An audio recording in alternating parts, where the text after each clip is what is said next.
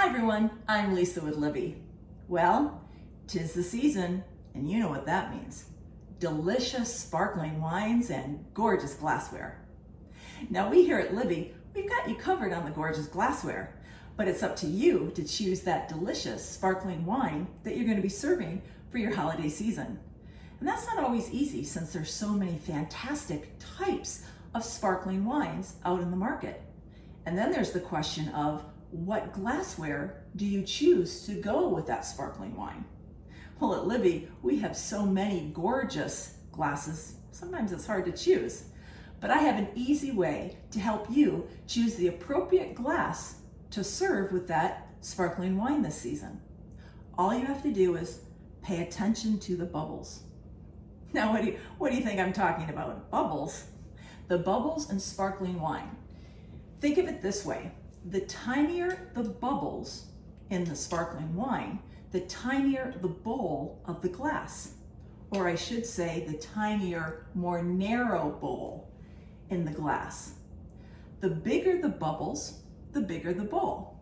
Or the wider the opening of that glass can be. Now you're probably thinking, well, how do I measure the bubbles or know what size the bubbles are in my sparkling wine? Easy. All sparkling wines are produced either one of two ways, either the traditional method or the tank method. The traditional method is the method used to produce all champagnes, all cavas, and all crémants. This particular method produces sparkling wines with very, very fine, tiny bubbles. The tank method is used to produce all Proseccos, Moscato d'Astis, Brochettos, Asti Spumantis.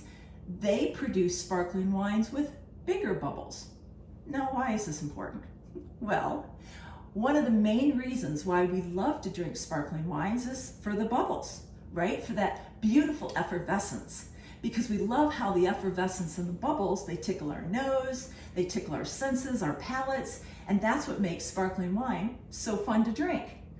Well, when you deal with wines such as champagnes and cavas and crémants that are made with very, very tiny, delicate bubbles, the bubbles are at risk of fizzling out too fast.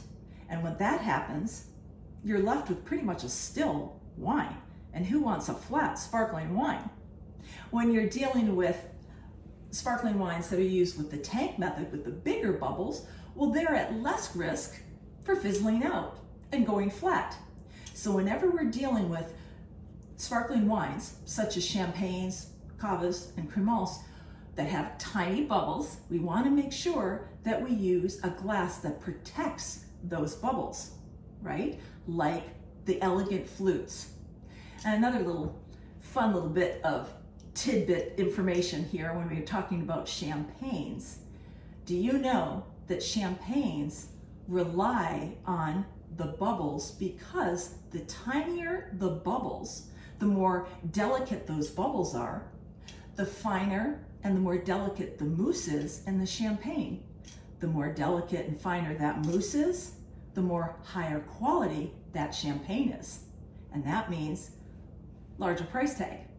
So when you're going into this holiday season, remember champagnes, cavas, crémants, tiny bubbles, elegant flutes. Proseccos, Moscato d'Astis, Brochettos, Asti Spumanti, bigger bubbles, more variety of glassware, coupes, and like I said, some of the trends in the restaurants are to serve sparkling wines now in a wine glass, such as our Prism. But never champagnes or cavas, tiny bubbles, not in a wine glass, in a flute. Follow me next time, everybody. Until then, happy holidays. Cheers.